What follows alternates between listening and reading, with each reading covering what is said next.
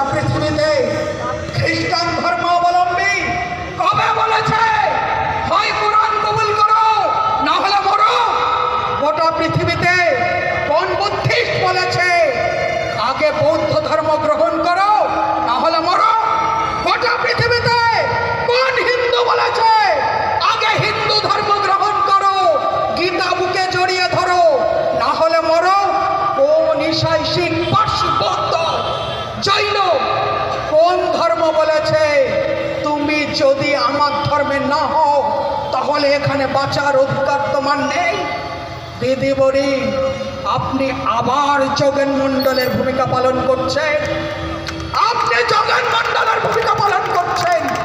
সেদিন যোগেন মণ্ডল যেটা করেছিল 26% যারা শিডিউল কাস্ট বা তফসিলি জাতির, অনগ্রসর জাতির বা মার্শাল কমিউনিটি অফ বেঙ্গল বলা হতো, তাদেরকে মিথ্যে কথা বলে তাদের সর্বনাশ করেছিলেন।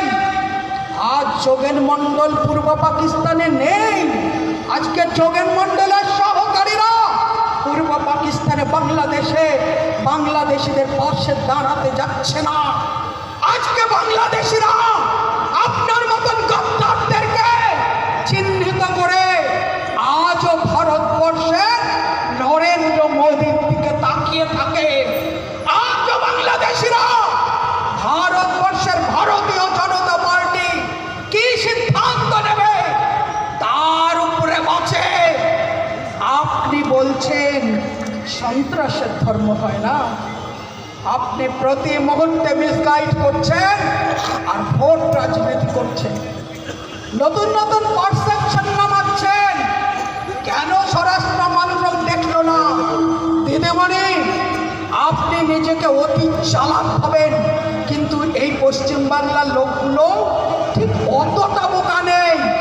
যোগেন মণ্ডলের কথা যেমন চোখ বুঝে লোকে শুদ্ধ, আজ আপনার কথা কেউ চোখ বুঝে শোনে না।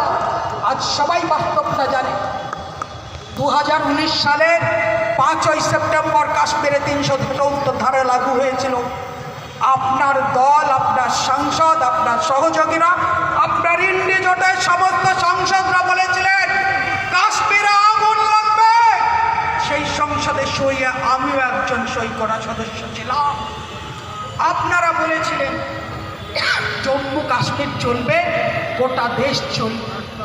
চলেনি দিদিমণি, চলেনি ইন্ডি জোটের গদ্দাররা। গোটা কাশ্মীরে কোথাও চলেনি। তারপর যখন দেখলেন কাশ্মীর শান্ত হচ্ছে, কাশ্মীরে বিনিয়োগ হচ্ছে, কাশ্মীরে ব্যবসা বাণিজ্য শুরু হয়েছে, কাশ্মীরে পর্যটন হচ্ছে, কাশ্মীরে লোকেরা যাচ্ছে, কাশ্মীরে ভূস্বর্গ আবার ভূস্বর্গে পরিণত হচ্ছে, তখন আপনাদের চুলকানি শুরু হলো। তখন আপনারা চুলকেছিলেন প্রত্যেকটা অধিবেশনে দাঁড়িয়ে দাঁড়িয়ে, কেন কাশ্মীরে নির্বাচন করা হচ্ছে না, কেন এখনো নির্বাচন করা হচ্ছে না, কেন লেফটেন্যান্ট জেনারেল রয়েছে। প্রত্যেকটা অধিবেশনকে ভণ্ডুল আপনার দল, আপনার সাংসদ সুদীপ বন্দ্যোপাধ্যায়, আপনার সাংসদ শিবুইব, আপনার দলে প্রত্যেকটা অধিবেশনে তুলেছিল কিনা? সেখানে নির্বাচন হওয়ার পরে 2024 সালের 19 অক্টোবর ওমর আব্দুল্লাহর নেতৃত্বে সেখানে সরকার প্রতিষ্ঠিত হয়েছে। আপনাদের হিডেন এজেন্ডা ছিল, আপনাদের হিডেন এজেন্ডা ছিল যত তাড়াতাড়ি ওখানে সরকার প্রতিষ্ঠা করে কাশ্মীরকে আবার উত্তপ্ত করা যাবে, তখন আপনারা সন্ত্রাসের বীজ ওখানে রোপণ করতে পারবেন। কারণ এই বিগত 4 বছরে কাশ্মীরের বাচ্চারা পাথর তুলে নিয়ে পাথরবাজি করে কাজ করেছে। কাশ্মীরের বাচ্চারা পড়াশোনা শিখেছে, ইংলিশ মিডিয়াম স্কুলে গেছে, বিভিন্ন সরকারি স্কুলে গেছে, তারা নতুন করে স্বপ্ন দেখেছে। আপনারা চাইছিলেন না সেটা, আপনারা চাইছিলেন আবার কাশ্মীর চলুক, না হলে পুরীতে সন্ত্রাসবাদের বীজ বপন হয় সেটা তো নষ্ট হয়ে গেল, আপনারা কি দিয়ে করে করবে খাবো? ওখানে দাঁড়িও না, ওখানে দাঁড়িও না, শোনো। আপনার জোট সঙ্গী দিদিমণি, আমাদের জোট সঙ্গী নয়।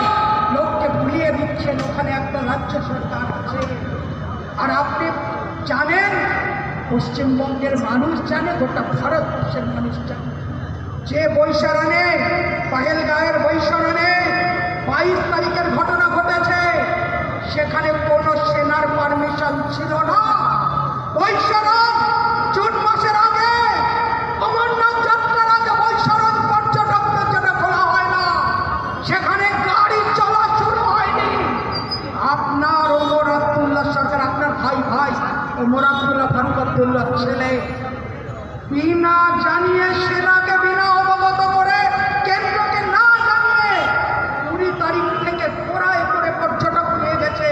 সেই জন্য সেনার কোনো নলেজ ছিল না। না হলে আজও বলছি, গাছ হাত দেওয়ার মতন ক্ষমতা কারণ ছিল না।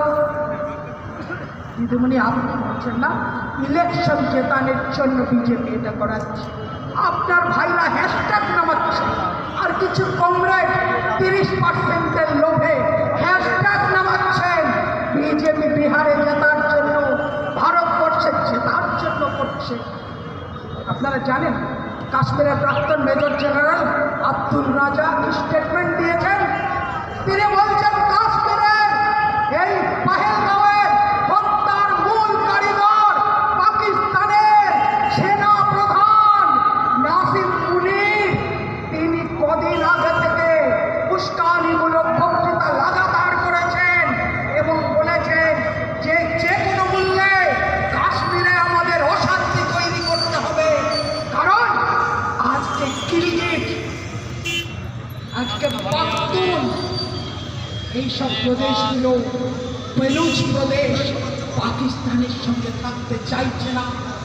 সেই দৃষ্টি ঘুরিয়ে শুধু পাকিস্তানের লাইফ লাইন দিয়ে না, কাশ্মীরে আতঙ্কবাদী মহল তৈরি করা, ভারত বিরোধিতা করা, ভারতের সুস্থতা নষ্ট করা, সেই লক্ষ্যে নাসিম মুনির লাগাতার মদত দিয়েছে। আমাদের সেনা বলেনি, ওপাশে পাকিস্তানের প্রাক্তন মেজর জেনারেল আব্দুল রাজা বলেছে।